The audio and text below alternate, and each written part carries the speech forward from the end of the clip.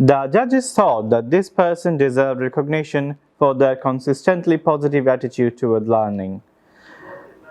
Their innovative thinking was recognized by the panel, and they were seen as an inspiration to the future apprentices because of their drive and desire to help others. The Hexagon highly commended Advanced Apprentice of the Year is Samuel Thomas Redgrave from Nifty Lift. As a production engineer, my day-to-day activities vary a lot. I am attending stakeholder meetings in the morning where I can assess any engineering problems that have happened over the day shift or the previous night shift. I'm also the on-site paint specialist. My other responsibilities are an AutoCAD engineer where I work on layouts for each of the individual bays as well as the overall site layout. Once I complete my level 3, I'm hoping to go on to HNC or HND. I'd also like to increase my knowledge on lean manufacturing and project management and become a more all-round engineer.